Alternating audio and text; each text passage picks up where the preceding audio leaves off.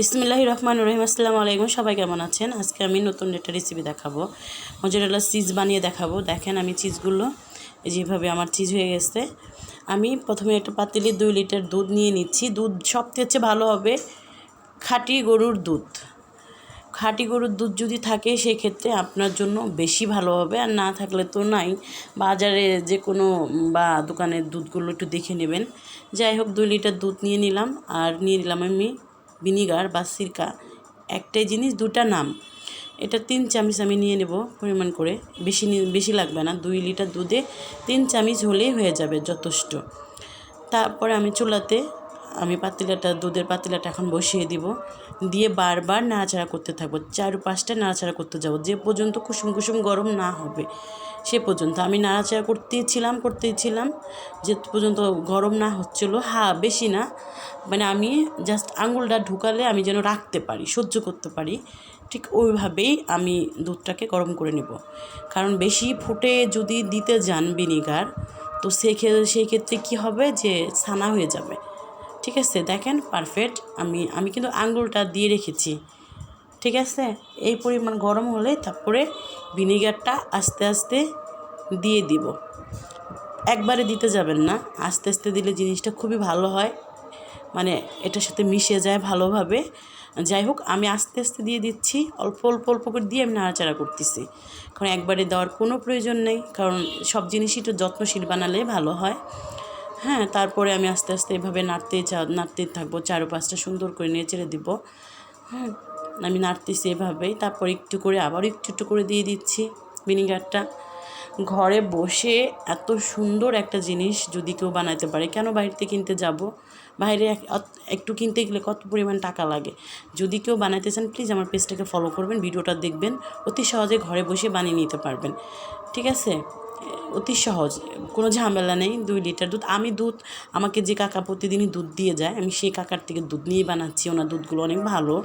হ্যাঁ, ওনার দুধ দিয়ে আমি সব কিছু বানাই, ঘি থেকে শুরু করে ওনার দুধ দিয়েই বানাই আমি। যাই হোক আস্তে আস্তে দেখেন দলা পাকাচ্ছে, কিন্তু আশেপাশে দেখা যাচ্ছে যে দলা পাকাচ্ছে। ম্যাজিক, খুবই ম্যাজিক। অল্প জিনিস দিয়ে ঘরে বসে এত দামি একটা জিনিস বানানো যায়। দেখো আমি ভিনিগারগুলো বারবার এইভাবে কিন্তু নাড়তে হবে, থামবেন না কখনোই। থামলে কিন্তু এটা হবে না, মানে বলতে কি যে এটাকে প্রচুর পরিমাণে নাড়তে হবে। এটা নাড়াচাড়া করার ভিতরে এটা আর কি ভিনেগারটা দুধের সাথে মিশে যাবে, আর একটু যেখানে মিশবে জাস্ট ওখান দিয়ে একটা করে দলা চলে আসবে। ঠিক আছে, এর জন্য বেশি বেশি করে নাড়তে হবে। এই দেখেন আমারটা কত সুন্দর, কত বড় একটা দলা হয়ে গেছে। ওয়াও, মাশাল্লাহ। যাই হোক আরও করতে হবে, আরও আসবে এই দুধের থেকে। যখন এটা দলা ছেড়ে যাবে তখন একটু পানি হয়ে যাবে।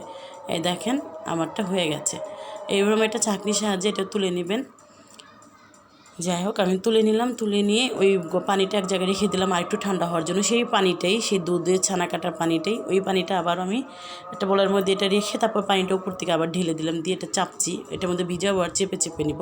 বেশি জোরে চাপার দরকার নেই, হালকা করে চেপে নেবেন। ঠিক আছে, অনেক সুন্দর করে চেপে নেবেন। এই দেখেন আমি এভাবে চেপে নিচ্ছি, একটু ভিজাবো আবার একটু চাপবো, এরকমই।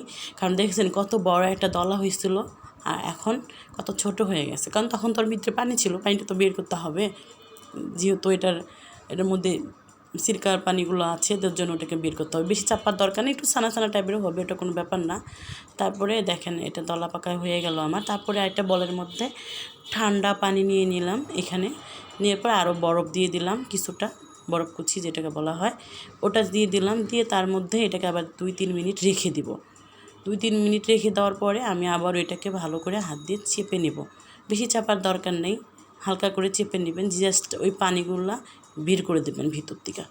হ্যাঁ, দিলে তার কি এটা সফট হবে, শক্ত হবে, অনেক সুন্দর হবে এটা, এভাবে চেপে নিলে। তারপর দেখেন এই দলাটা হয়েছে। আমার অ্যাপিং পেপার নাই, তার জন্য কি কেউ বানাতে পারবেন না? না, বুদ্ধি আছে। খড়ে যে পলিথিনগুলো থাকে ওটা সুন্দর করে পুষিয়ে করে নেবেন, পুষিয়ে করে নিয়ে টেনে ওটা একটু পাতলা করে নেবেন। এই কাগজটা পলিথিনটা মোটা হয়, অ্যাপিং পেপার একটু পাতলা হয়। ঠিক আছে, ওই জন্য আমি এই পলিথিনটা টেনে পাতলা করে নিয়েছি। এটার মধ্যে কিন্তু একদম মানে এটার মধ্যে বাতাস ঢোকা যাবে না, এইভাবে মোড়াবেন। এটার মধ্যে একদম সুন্দর করে মোড়াবেন যাতে বাতাস না ঢোকে।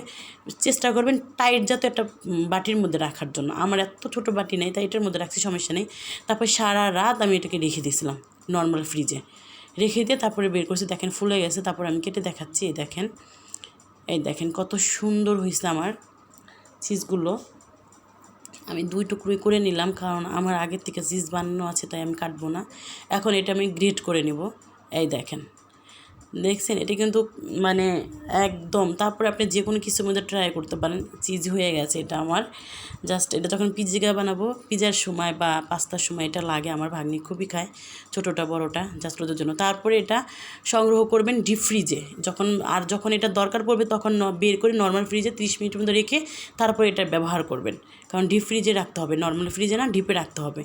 আর রাখার জন্য আমি একটা জিনিস সহজ দেখাই দিচ্ছি, যে এই যে বাটিগুলা একটা চাপা বাটির মধ্যে রাখতে হবে। এই বাটির মধ্যে রেখে ঢাকনা দিয়ে ঢেকে, যেহেতু এটা আমি গ্রেট করে ফেলছি, এটা বাটির মধ্যে রাখবো। আর বাকিগুলা এরকমই যে পলিথিনটা বাসায় যে নর্মাল পলিথিনগুলো থাকে মাছ ভরার জন্য আমি কিনে নিয়ে আসি, পলিথিনের মধ্যে ভরে বাস ডিপে রেখে দেবেন। যখন ব্যবহার করবেন তখন নর্মাল ফ্রিজে বের করে রেখে আধা ঘন্টা তারপরে ব্যবহার করবেন। সবাই ভালো থাকবেন, কমেন্ট করে জানাবেন কেমন হয়েছে। আসসালামু আলাইকুম।